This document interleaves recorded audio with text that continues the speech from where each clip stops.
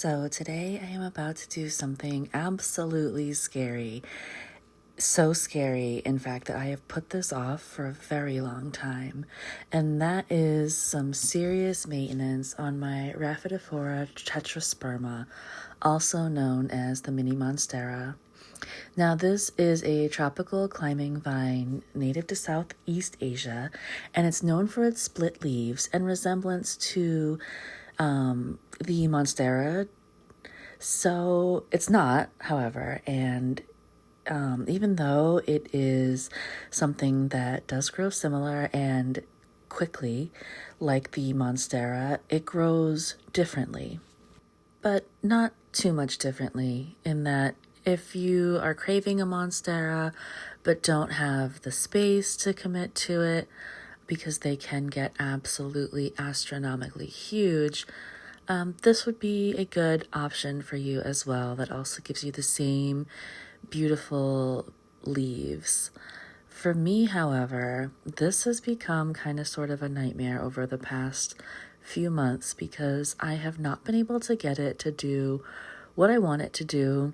And I've kind of sort of come to the conclusion that there's a few different problems going on here. And some of them start just simply with the mother cutting and the root system. So I am going to do a massive, scary, huge, big chop on this.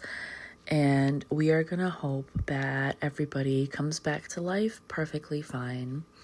For a while, I was trying to get this plant to grow in a figure 8, but it was not staying up no matter what kind of trellis I put on it. And I had gotten to the point where I was thinking about using command hooks to suspend it from the ceiling, but I just decided that that was probably way too much work when I took a closer look at the leaves and realized that I probably should just give this a chop.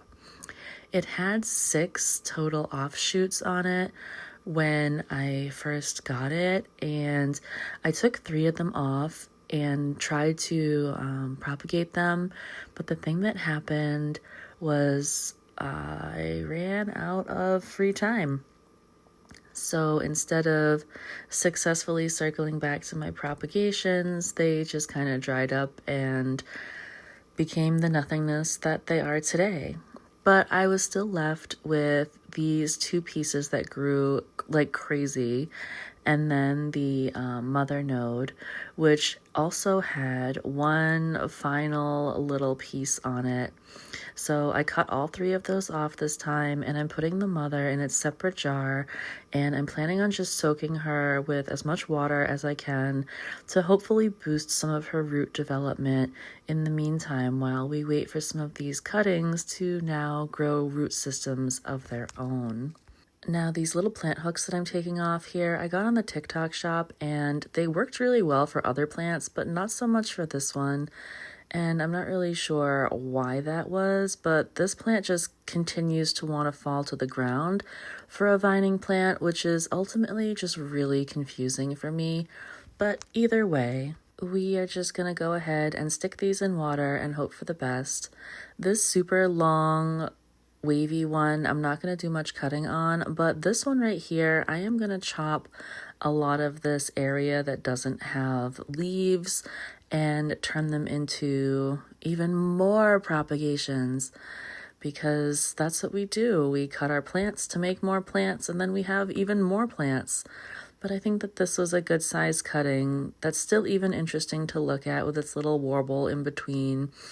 But this thing right here, no. We're going to cut this up underneath each node and then throw these in their separate little cups, fill with water, and keep checking back up on them now that my life has settled down enough to where I can get back to regular plant chores and activities and hopefully see some positive growth in my hobbies. I know there are a lot of people out there who really knock this plant on a whole, and they knock it because they think that it's a monstera knockoff and not worthy of whatever, but that couldn't be further from the truth. I am so impressed with how much this continued to vine and grow despite my admitted neglect of it due to life circumstances. But when I first got this thing, it was so small, and it was just the node with 6 different leaves growing on it. And then now all of a sudden, in less than 6 months, this thing has become astronomical in size. Now, if you see some of these aerial nodes are not looking so hot, I'm not yet going to throw them out, but I am going to keep them all in separate containers instead of using the propagation methods that a lot of people like to use of throwing these in a vase and waiting for them to grow out of it. We're just going to keep sticking with these little plastic cups that I've gotten from my other propagation programs and cutting in between each aerial node until this whole thing is chopped to pieces. Now, I don't know if you can see that one little leaf looking thing that's over on the right hand side of the table. I almost forgot about that piece because it looks kind of like it's ready to jump in the same pool of bad luck that the end of this cutting had. But I'm going to give that one a chance as well to try to continue to grow.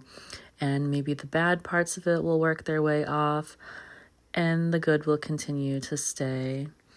I'm really, really hoping that I can do something cool with this plant because I've seen a lot of people make these totally crazy wall covering moments with them, but I just have not had a chance to find the perfect trellis to get them to climb up. And believe it or not, I'm actually really picky because the trellises that I keep running into and seeing are very heavy on the moss pole business, which can be good, but I really am trying to minimize the potential for bugs. And I feel like no matter how you slice it, moss poles become a magnet for that type of thing. I really kind of wish that I could have gone through with the whole suspending this plant from the ceiling so it looks like it's kind of climbing into thin air. But I guess once it's back in its recovery phase and feeling a little bit more happy, I can try again to do that because I did leave a significant amount of length on 2 of these cuttings. It was just so cool how they were starting to fold over on each other and they looked like a figure 8. But I just can't keep up with whatever is happening right now with them continuing to flop out of the pot and all over the floor. And I don't want it to get stepped on. I mean, I know that my child is not likely to step on this, but the potential is definitely there. So I'm going to take preventative action while I still have a chance to do so. I really feel like these look so pretty in glass jars that I'm questioning once again whether or not I should even go back to putting these in dirt once all is said and done.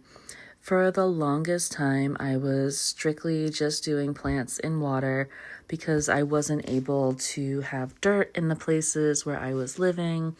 And even though I can here, I'm just not really feeling the mess that comes along with dirt.